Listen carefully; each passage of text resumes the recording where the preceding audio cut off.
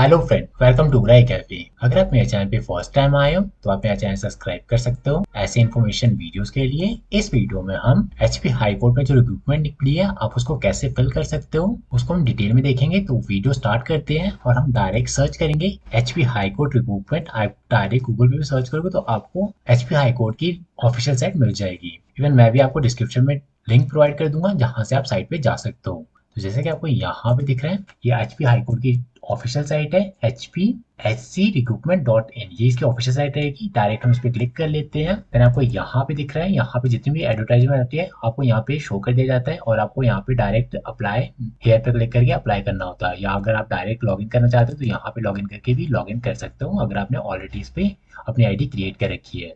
First हम देख लेते हैं आपने इसमें रजिस्ट्रेशन मतलब जो आपका न्यू रजिस्ट्रेशन कैसे होगी। यहाँ पे न्यू कैंडिडेट रजिस्ट्रेशन है, इस पर क्लिक कर लेंगे। देन आपका कुछ इस टाइप का ओपन हो जाएगा जिसमें आपने यहाँ पे कैंडिडेट नेम टाइप करना है, यहाँ पे मोबाइल नंबर, यहाँ पे ईमेल आईडी।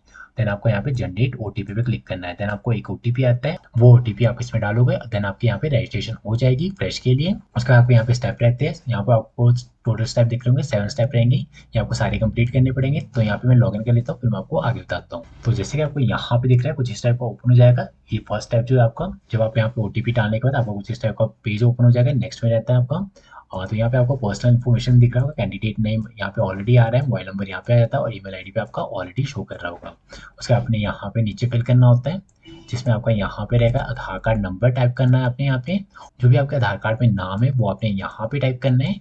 फिर आपके यहाँ पे डेट ऑफ बर्थ चूज करेंगे आप।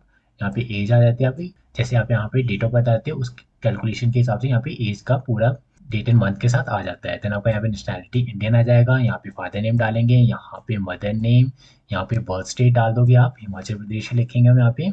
देन आपका यहाँ पे दिख जाएगा बर्थ डिस्ट्रिक्ट, जो भी आपका बर्थ डिस्ट्रिक्ट है वो आप यहाँ पे चूज कर लोगे। प्रूफ ऑफ बर्थ सर्टिफिकेट के लिए आपके यहाँ पे 10th सर्टिफिकेट सिलेक्ट करना है। देन आपका यहाँ पे डोमिसाइल एरिया, यहाँ पे रूरल अर्बन वो सिलेक्ट करना है। देन आपको यहाँ पे जेंडर सिलेक्ट करना है और यहाँ पे मैरिड अनमैरिड जो भी आप यहाँ पे सिलेक्ट कर लोगे। देन आपको यहाँ पे दिख रहा है डोमिसाइल डिटेल डालनी है आपने, यहाँ पे यस कर लोगे। देन आपका यहाँ पे डोमिसाइल सर्टिफिकेट का जो नंबर होता है वो आप यहाँ पे डालोगे। इशूइंग डिस्ट्रिक्ट आपका यहाँ पे आ जाएगा और इशूइंग डेट जो आपकी वो आप यहाँ पे चूज कर लोगे।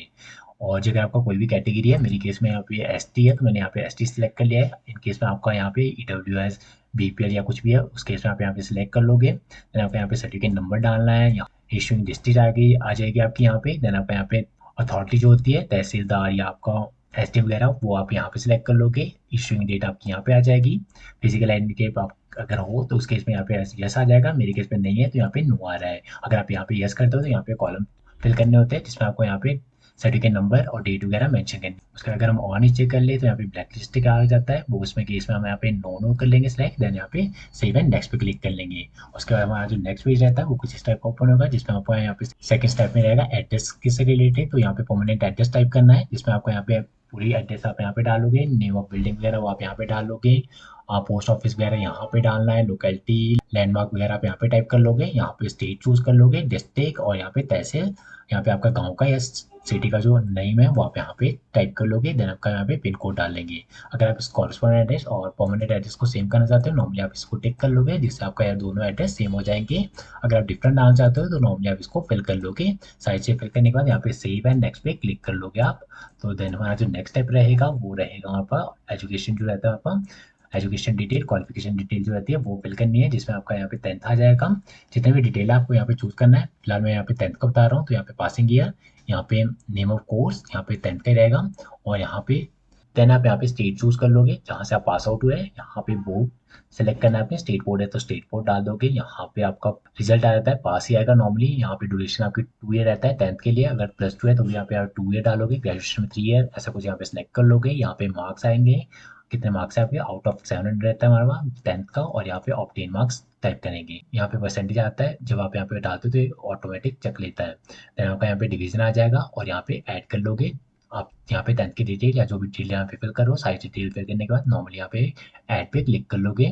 वो ऐड हो जाएगा। देन हमारा जो नेक्स्ट स्टेप रहता है मतलब साइड क्वालिफिकेशन ऐड करने के बाद हमारा जो नेक्स्ट स्टेप रहता है वो यहाँ पे वर्किंग एक्सपीरियंस से रिलेटेड रहता है। तो आपको यहाँ पे जो भी आपका वर्किंग एक्सपीरियंस है अगर नहीं है तो नॉर्मली आप यहाँ पे नो करोगे। अगर आप यहाँ पे यस करते हो तो यहाँ आपको ये सारी डिटेल दिख रही होगी, ये सारी चीज़ें यहाँ पे फिल करनी पड़ेगी।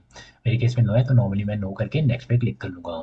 हमारे पास जो नेक्स्ट स्टेप रहता है फिर उसका आपको यहाँ पे दिख रहा होगा डॉक्यूमेंट अपलोड होंगे जिसमें आपका यहाँ पे पासपोर्ट साइज फोटो यहाँ पे सिग्नेचर, यहाँ पे 10th का सर्टिफिकेट जो कि बर्थ सर्टिफिकेट रहता है, और यहाँ पे आपका कैटेगरी सर्टिफिकेट अपलोड करना है।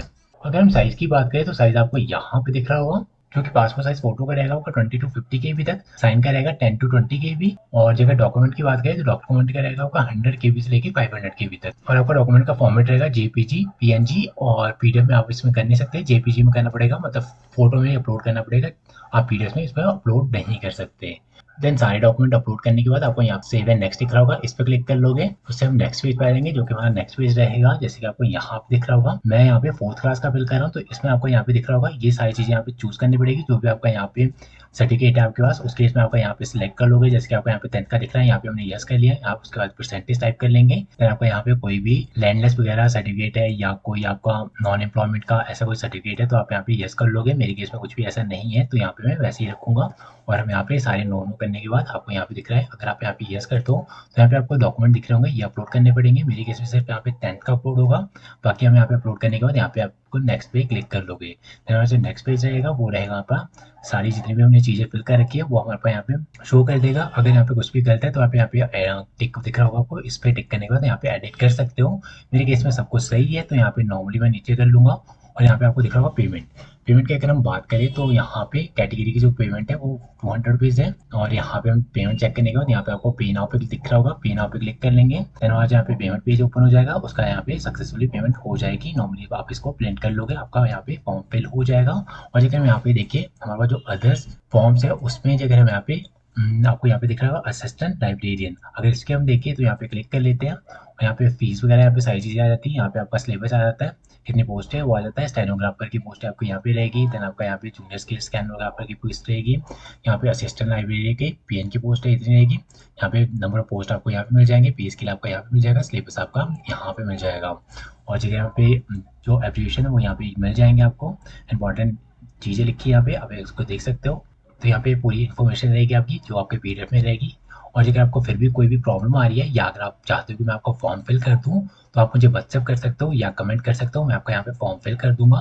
फिलहाल इस वीडियो के लिए इतना ही है। अगर आपको ये वीडियो अच्छी लगी हो प्लीज़ लाइक करें मेरे वीडियो को और सब्सक्राइब करें मेरे चैनल को फॉर मोर इन्फॉर्मेशन वीडियोज़ के लिए। Thank you.